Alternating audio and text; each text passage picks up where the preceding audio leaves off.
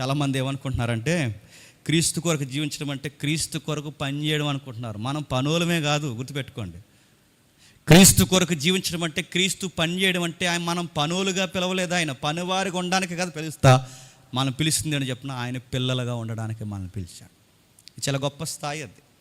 ఆయన పిల్లలుగా ఉండడానికే మనం పిలుస్తాడంటే ఆయన పనుల్లో మాత్రం ఉండిపోవడానికి కాదు. ఆయన పిల్లలంటే నా తండ్రి ఎలా ఉన్నాడో చెప్పండి, కుమారుడిగా నేను కూడా అలా ఉన్నానని చూపించడానికి ఆయన పాపుల మధ్య కూర్చున్నాడు, సుంకర్లతో తిరిగాడు, రకరకాల పరిస్థితుల్లో నడిచాడు. కానీ ప్రభు ఎప్పుడు తన బౌండరీస్ ఎప్పుడు తను దాటి చెప్పండి పోలేదు. అది లివింగ్ ఫర్ క్రైస్ట్ అంటే. ఇంకేం చెప్తుంది బైబిల్, ఇంకేం చెప్తుంది? అదే అధ్యాయం ఒకసారి చదవండి. అదే అధ్యాయం 9వ వచనం, మొదటి అధ్యాయం 9వ వచనం, త్వరగా. మీరు శ్రేష్టమైన కార్యములను మీ ప్రేమ తెలివితోనూ సకల విధములైన అనుభవ జ్ఞానంతోనూ కూడినదై అంతకంతకు అభివృద్ధి పొందవలనని, ఇందువలన దేవునికి మహిమయు స్తోత్రము కలుగునట్లు మీరు యేసుక్రీస్తు వలన నీతి ఫలములతో నిండుకున్న వారై క్రీస్తు దినమునకు నిష్కాపటులను నిర్దోషులను కావాలని ప్రార్థించుచున్నాను. ఈ మెచ్యూరిటీ మీకు రావాలి, ఈ మెచ్యూరిటీ మీకు రావాలి, ఈ మెచ్యూరిటీ మీకు రావాలని మీ పక్షము నేను విజ్ఞాపన చేస్తున్నాను, అంటే ప్రార్థన చేస్తున్నాను మీకోసం. ఈ లవ్లో మీరు ఎదగాలి, ఈ జ్ఞానంలో మీరు ఎదగాలి, ఈ నిర్దోషమైన లైఫ్లో మీరు ఎదగాలి.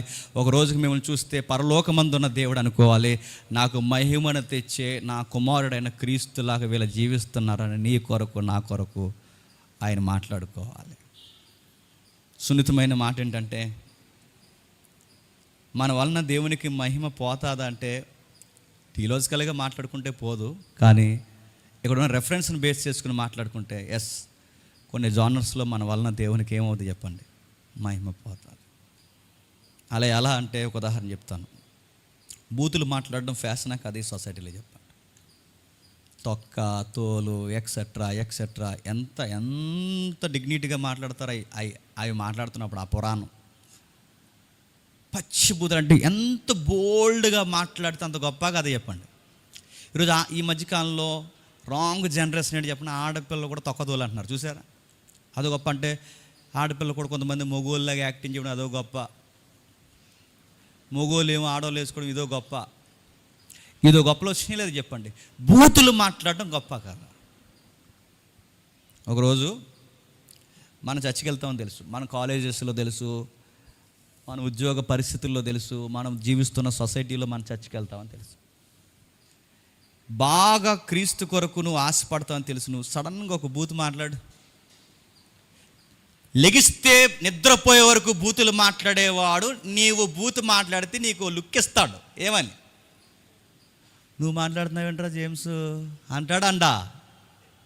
ఖచ్చితంగా అంటాడంటే వాడు ఏం చూస్తున్నాడు నాలో చెప్పండి, దేవుని మహిమను చూస్తున్నాడు. అరే మీరు మాట్లాడకూడదురా, మేము మాట్లాడతాం అంటే కొంతమంది ఫ్రెండ్స్ అంటారు, మీ దగ్గర అన్నారు లేదు కానీ నా దగ్గర అన్న ఆనవాళ్ళు నాకు తెలుసు. అరే నువ్వు ఉండిపోయే కాబట్టి నా నోరు అదుపు పెట్టుకున్నాను కానీ ఒరే జేమ్స్ నువ్వు లేకపోతే ఇటు సంగతి దిగులుతున్నా అంటే ఆడు ప్రత్యక్షంగానో పరోక్షంగానో వాడు మనలో ఏం చూస్తున్నాడు చెప్పండి.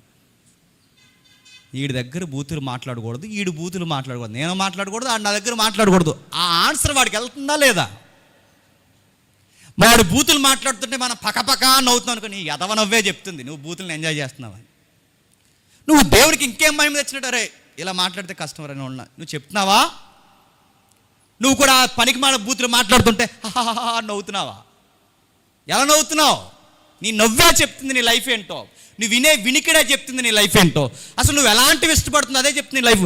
ఇలాంటి జానర్లో నువ్వు ఉండి ఇలాంటివి ఎంజాయ్ చేస్తే నిన్ను బట్టి దేవునికి మహిమ వస్తుందా? చర్చికి పోతాడు రాడు, ఆదివారం నాడే బాగుంటాడు రా చెప్పండి, సోమవారం మనోడే రా, అది దేవునికి మహిమ? దేవునికి మహిమ ఏంటో తెలుసా? వీడు కొన్ని వినడరా, కొన్ని చూడడురా. మళ్ళీ చెప్తున్నాను వినండి, మీ ఫ్రెండ్స్ సర్కిల్ దగ్గరికి ఎప్పుడైనా మీ పాస్టర్ గారు రాగలడా?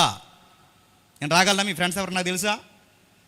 మీ కొలీగ్స్ ఎవరైతే ఉన్నారో ఎప్పటికైనా నేను వాళ్ళని కలుసుకోగలనా? అసలు మీరు ఏ సొసైటీలో మీకు ఒక ప్రపంచం ఉంటుంది, ఒక వరల్డ్, ఆ వరల్డ్లోకి నేను రాగలనా? మీ యూనివర్స్ ఒకటి ఉంటుంది, ఆ యూనివర్స్లోకి నేను రాగలను. నేను ఎప్పటికీ రాలేను. మీ ప్రపంచం, మీకంటూ చిన్న ప్రపంచం ఉంటుంది, ఆ ప్రపంచంలోకి నేను రాలేను. మీ ఫ్రెండ్స్ దగ్గర నేను రాలేను. మీరు ఎవరైతే మీ కొలీగ్స్ ఎవరైతే వాళ్ళ దగ్గర నేను రాలేను. మరి నేను రాలేనప్పుడు దేవుడు అక్కడ ఎవరిని పెట్టాడంటే చెప్పండి, నా ద్వారా మీకు చెప్పి మిమ్మల్ని తీసుకెళ్ళి చెప్పండి అక్కడ పెట్టాడు. ఎందుకు? నేను రాలేని దగ్గరికి మిమ్మల్ని పెట్టాడంటే అక్కడ లివింగ్ లైఫ్లో క్రైస్ట్ని చూపించాల్సిన బాధ్యత ఎవరు చెప్పండి? నీది. చర్చ్కి వచ్చి వెళ్ళిపోవడం కాదు క్రీస్తు కొరకు జీవించడం అంటే. వాక్యాలు చెప్పేసి వినేసి వెళ్ళిపోవడం కాదు క్రీస్తు కోసం జీవించడం అంటే. నీ ఉద్యోగంలో నువ్వే రిప్రజెంట్, గుర్తుపెట్టుకో. నీ కాలేజీలో క్రైస్ట్కి రిప్రజెంట్ నువ్వే, గుర్తుపెట్టుకో. నువ్వెక్కడ, నీ సొసైటీలో, నీ చిన్న ప్రపంచంలో ఎక్కడ బతుకుతున్నా ఆ సొసైటీకి దైవజనుడిగా వ్యవహరించాల్సింది ఎవరు తెలుసా? చర్చ్ మెంబర్ నువ్వే, గుర్తుపెట్టుకో. నువ్వే. దైవజనులు అక్కడికి రాలేరు, అక్కడ నిలబడలేరు. మీ ఫ్రెండ్స్ ఎవరు తెలియదు, మీ సొసైటీ ఎవరో మాకు తెలియదు, కానీ అక్కడ నిలబడాల్సిన ప్రతినిధులు ఎవరు చెప్పండి? మీరే. సువార్తను తీసుకువెళ్తుంది ఎవరు చెప్పండి? మీరే. అందుకే చెప్తున్నాడు 12వ వచనంలో, ఆ మొదటి అధ్యాయం 12వ వచనంలో ఒక మాట అంటున్నాడు చూడండి. జైలు కోసం మాట్లాడుతూ ఒక మాట అంటున్నాడు చూడండి. సహోదరులారా, నాకు సంభవించిన సువార్త మరి ఎక్కువగా ప్రబలగటకై సమకూడని మీరు తెలుసుకొని చూర్చున్నారు. లివింగ్ క్రైస్ట్ అంటే చెప్పిన ఒకటి, నిర్దోషంగా బతుకుతూ ప్రేమలో తెలివితేటలు చూపించడం, లివింగ్ ఫర్ క్రైస్ట్. రెండోది ఏంటో చెప్పిన, నా లైఫ్లో ఎప్పటికప్పుడు గాస్పల్ ఎక్స్పోజ్ అవుతూ ఉండాలంట. సువార్త అంటే సువార్త చెప్పడమే సువార్త కాదు, సువార్తను బ్రతుకులో చూపించడమే చెప్పండి అసలు సిసలైన సువార్త. సువార్త చెప్పొద్దని నా ఉద్దేశం కాదు, సువార్త చెప్పాలి. ఆ చెప్పిన సువార్త నా లైఫ్లో చెప్పండి చూపించాలి. మొన్న మధ్య రాజమండ్రి చర్చ్లో ఒక ఎగ్జాంపుల్ చెప్పాను, ఎంతమంది గుర్తుందో మళ్ళీ మీకు చెప్తాను, ఒకసారి వినండి. చిన్నప్పుడు ఆగస్ట్ 15th కానీ జనవరి 26 కానీ ఈవెంట్స్ ప్లాన్ చేస్తారు స్కూల్లో.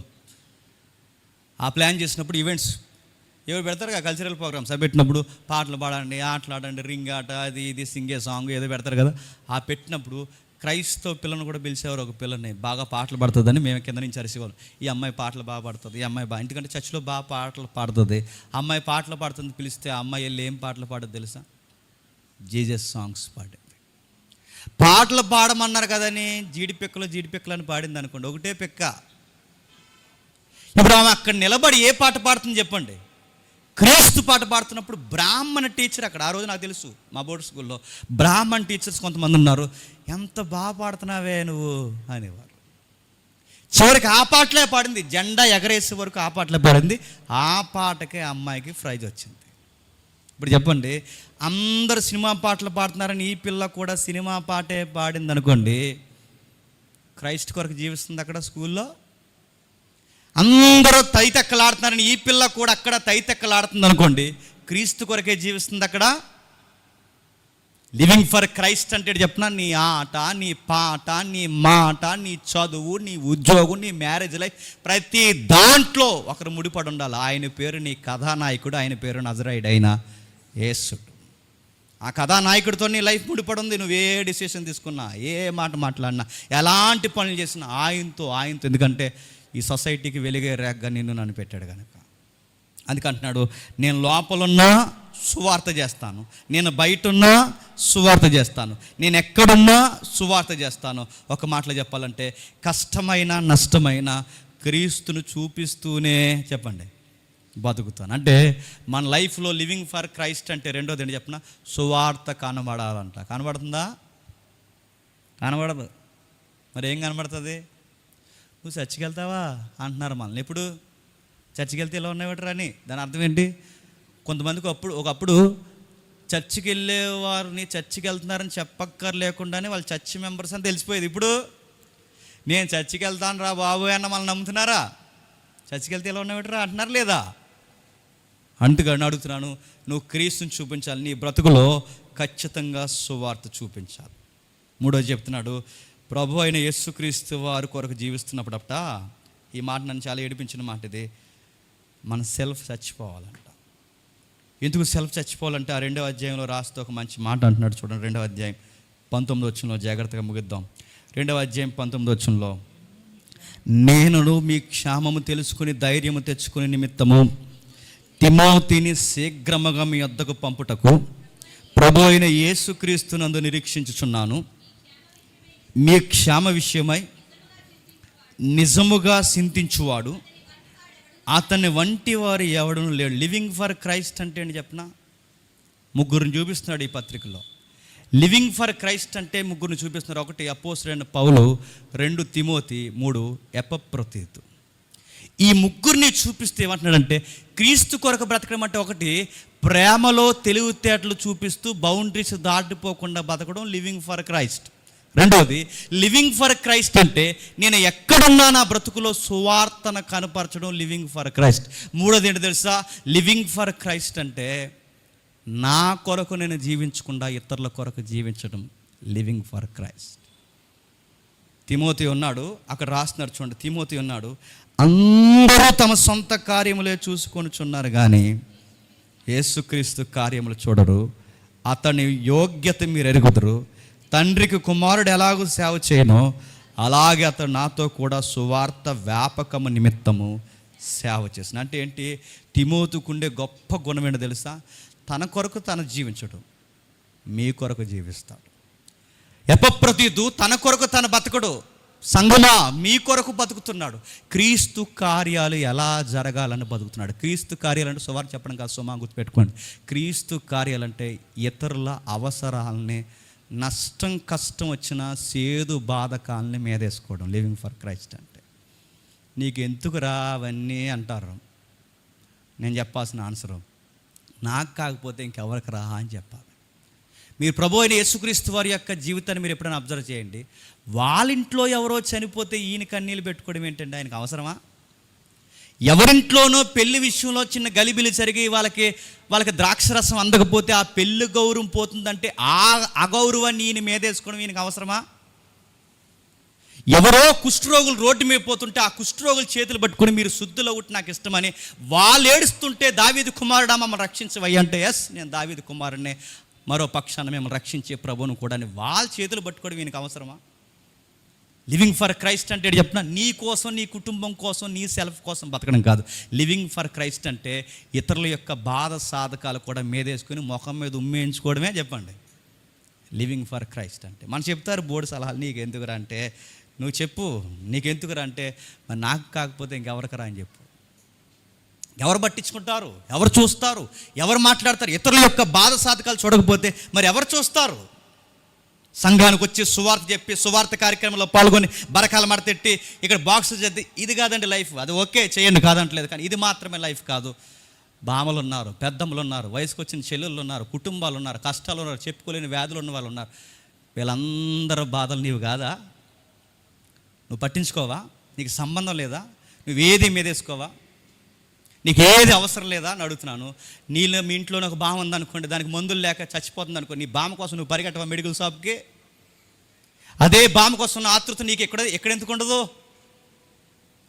నీ ఇంట్లో ఏ అవనస్తుడు నీ తమ్ముడు ఉంటే వాడు తట్టెళ్ళిపోతుంటే వాడి విషయంలో చాలా చర్యలు అవసరం వాళ్ళు తంతా వాడిని. అదే విషయం ఇక్కడ జరుగుతున్నప్పుడు వాడి విషయం నువ్వెందుకు చర్యలు తీసుకో? ఇతర కష్టాలు ఎందుకు మీదుగా? నీ ఇంట్లో నీకేమైనా అప్పులు ఉంటే ఓ ఇబ్బంది అయిపోయి అక్కడ అప్పు పుడుతుంది, ఇక్కడ అప్పు పుడుతుంది తిరుగుతావు.